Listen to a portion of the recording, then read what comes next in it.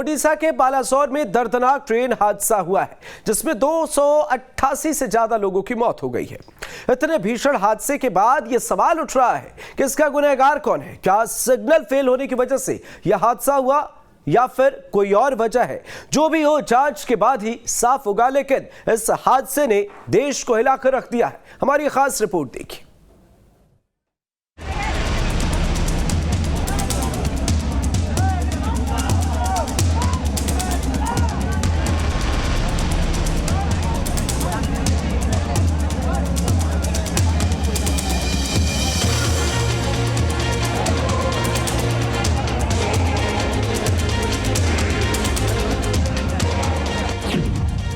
सैकड़ों मौत, गुनहगार कौन?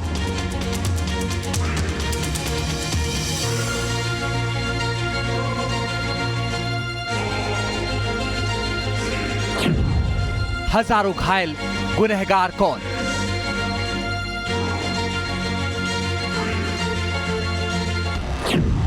दशक का सबसे बड़ा रेल हादसा, गुनहगार कौन है?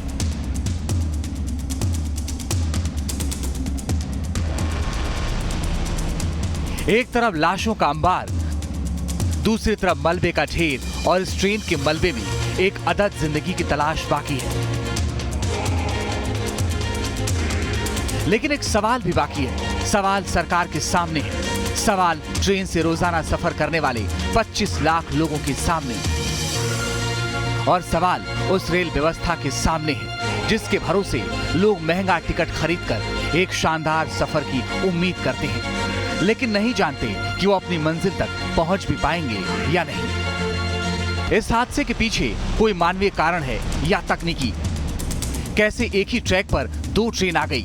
हादसे के लिए कौन लोग जिम्मेदार हैं?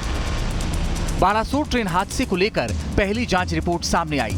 सूत्रों के मुताबिक इस रिपोर्ट में जिक्र किया गया है कि बालासोर ट्रेन हादसा सिग्नल की गड़बड़ी की वजह से हुआ। कोरोमंडल एक्सप्रेस को स्टेशन से पासिंग का सिग्नल मिला था। सिग्नल मिलने के बाद कोरोमंडल एक्सप्रेस आगे बढ़ी। इस वक्त कोरोमंडल एक्सप्रेस लूप लाइन पर तेजी के साथ आगे बढ़ रही थी। ग्रीन सिग्नल देने के बाद सिग्नल अचानक बदला गया। लूप लाइन पर पहले से एक मालगाड़ी खड़ी थी। कोरोमंडल एक्सप्रेस लूप लाइन पर खड़ी मालगाड़ी से टकराई। रेल हादसे की वजह क्या है, इसे लेकर अभी तक आधिकारिक बयान नहीं दिया गया है, लेकिन सूत्र बताते हैं कि शुरुआती जांच में ही पता चला है कि सिग्नल की गड़बड़ी हादसे की वजह बनी। इस वक्त आप टीवी स्क्रीन पर जो तस्वीरें देख रहे हैं वो तस्वीरें हादसे के फौरन बाद की हैं और ये तस्वीरें भी वही गवाही दे रही हैं जो जानकारी हादसे की शुरुआती जांच में सामने आई है। लूप लाइन पर एक मालगाड़ी खड़ी दिखाई दे रही है। कोरोमंडल एक्सप्रेस लूप लाइन पर खड़ी इसी मालगाड़ी से टकराई।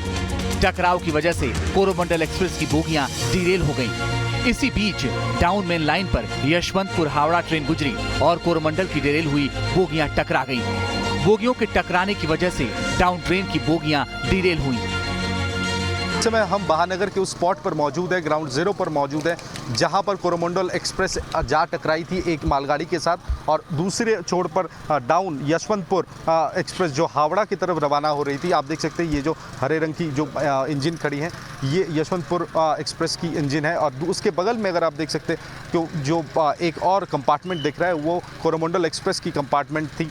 वो कहीं ना कहीं एक अप की ट्रेन थी, दूसरा डाउन की ट्रेन थी। अप की ट्रेन जाकर पटरी से उतरने के बाद सीधा यशवंतपुर एक्सप्रेस जो दूसरे छोर से हावड़ा की तरफ जा रही थी उससे जा टकराई। बीच में मालगाड़ी थी उससे भी जा टकराई, जिस वजह से इम्पैक्ट जोन जो था वो काफ़ी बड़ा इम्पैक्ट जोन देखने को मिला है और तीनों ट्रेन के टक्कर की वजह से काफ़ी लोगों की मौत की खबरें भी आ रही है।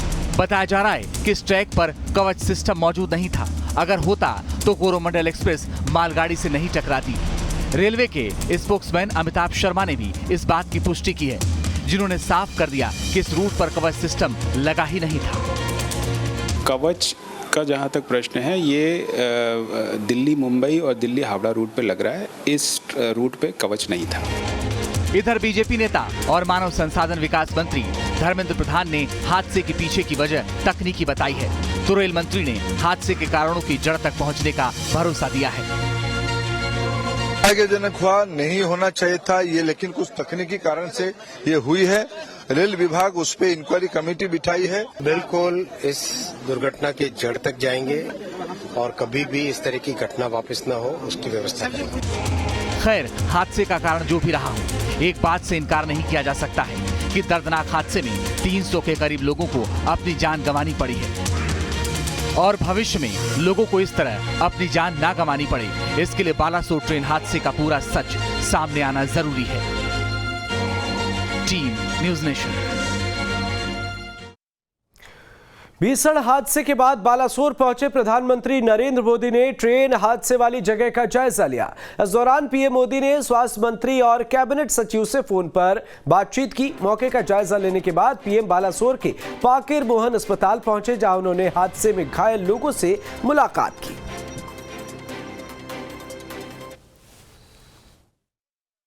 असह्य वेदना में अनुभव कर रहा हूं और अनेक राज्यों के नागरिक इस यात्रा में कुछ न कुछ उन्होंने गंवाया है। जिन लोगों ने अपना जीवन खोया है, ये बहुत बड़ा दर्दनाक और वेदना से भी परे मन को विचलित करने वाला। जिन परिवारजनों को इंजरी हुई है,